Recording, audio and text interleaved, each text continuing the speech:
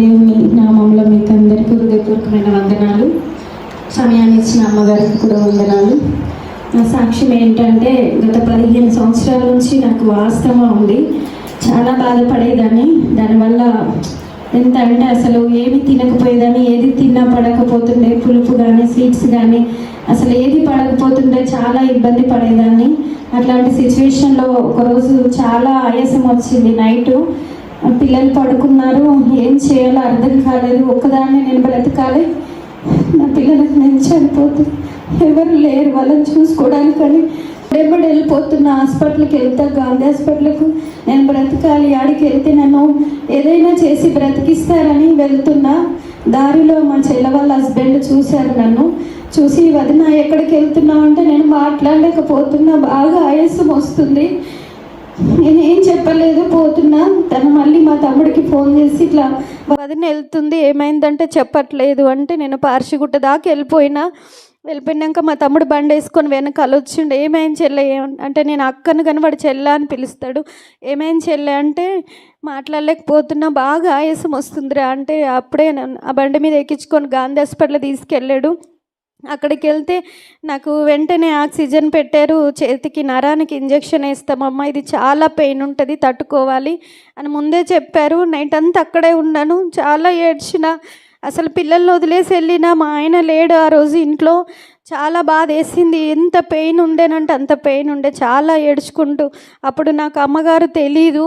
తర్వాత అమ్మగారి దగ్గరకు వచ్చిన తర్వాత ఒకసారి కూడా చందు నన్ను హాస్పిటల్ తీసుకెళ్ళి, అదే ఆయాసంతో చాలా బాధపడ్డా. ఆ రోజు అమ్మతో కూడా నేను మాట్లాడలేని సిచ్యువేషన్లో ఉన్నా. అదే ఇక్కడ సిఎంఆర్ హాస్పిటల్లో నన్ను అడ్మిట్ చేశారు, ఆక్సిజన్ పెట్టారు.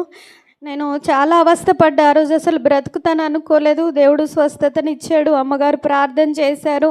అమ్మగారు ఒకరోజు వాక్యం చెప్పారు. ఏంటంటే, నువ్వు బాగానే ఉన్నావు, నువ్వు నీతిగా ఉన్నావు, భక్తిగా ఉన్నావు, సంఘానికి వస్తున్నావు, అన్నీ బాగానే ఉన్నాయి, కానీ నేను నీ మీద ఒక నేరం మోపవలసి ఉన్నది. అది ఏమిటంటే, ముందున్న ప్రేమ నా మీద నీకు లేదు అని అమ్మగారు చెప్పినప్పుడు నాకు ఆ మాట చాలా హృదయాన్ని తాకింది.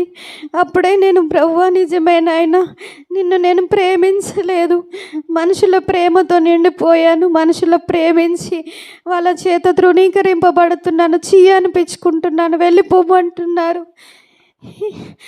ఎంతగా బాధపడుతున్నాను. మనుషుల దగ్గరికి ఎందుకు వెళ్తున్నాను, ఎందుకు ప్రేమిస్తున్న దేవా, నిన్ను ఎందుకు ప్రేమించట్లేదని. అప్పటి నుండి అమ్మగారు చెప్పారు, నువ్వు దేవునికి సంపూర్ణంగా అప్పగించుకో, దేవుడు గొప్ప కార్యం చేస్తాడని చెప్పినప్పుడు నేను అప్పటి నుంచి దేవునికి అప్పగించుకున్న. దేవా, నా హృదయంలో నీవు తప్ప ఎవ్వరు ఉండొద్దు, వాళ్ళందరినీ తీసివేయి తండ్రి అని నన్ను నేను అప్పగించుకొని ప్రార్థించినప్పుడు దేవుడు మంచి స్వస్థతని ఇచ్చాడు. ఆస్తమా నుంచి సంపూర్ణమైన విడుదలని ఇచ్చాడు. నాకు దేవుడు ఇచ్చిన స్వస్థతను బట్టి వందనాలు. ఆ స్వస్థత ఏ విధంగా అంటే, నేను 2 రోజులకు ఒకటి ఆస్తలిన్ టాబ్లెట్స్ వాడేది. అది ఒకటి 57 రూపీస్ ఉంటుంది. 2 డేస్కి ఒకటి అయిపోతుండే. ఇప్పుడు నేను టాబ్లెట్లు కొని 15 రోజులు అవుతుంది. ఆ డబ్బులు టాబ్లెట్లు ఇంకా సగం ఉన్నాయి. దేవుడు ఆ రీతిగా నన్ను ఇప్పటి వరకు కూడా నన్ను మంచి ఆస్తమా నుండి విడిపించి స్వస్థతనిచ్చాడు. అందుని బట్టి దేవునికి కృతజ్ఞతలు చెల్లిస్తున్నాను. మరొక గొప్ప విషయం ఏంటంటే, మా అత్తగారు, మా మామగారు వాళ్ళు మాకు ఇవ్వవలసిన ఆస్తులు ఇవ్వట్లేదు. మేము చాలా కష్టాలు ఉన్నాం. మా పాపకు బాగుండదు, మీకు అందరికీ తెలుసు. ఆర్థికంగా చాలా నష్టపోయాము. నేను అడిగాను కూడా, మేము కష్టాల్లో ఉన్నాము, మాకు ఏదైనా సాయం చేయండి అంటే మేము చెయ్యము, మా ఆస్తులు మేము అమ్ముకుంటాం, ఏమన్నా చేసుకుంటాం, నీకు ఇవ్వమంటే ఇవ్వమన్నారు. మేము బ్రతికుండంగా రాసియమన్న వాళ్ళంతటా వాళ్ళే ఫోన్ చేసి, ఇప్పుడు మేము మీకు ఆస్తి రాసియాలనుకుంటున్నాము రండి అని పిలిచారు. దానికి దేవునికి వందనాలు చెల్లిస్తున్నాను. నిజంగా వాటి కోసం నేను చాలా ఏడ్చాను. ఇంత ఆస్తి ఉండి కూడా మేము ఏమీ లేని వారముగా ఎందుకు బ్రతకాలి ఇలాగని చాలా బాధపడ్డాను.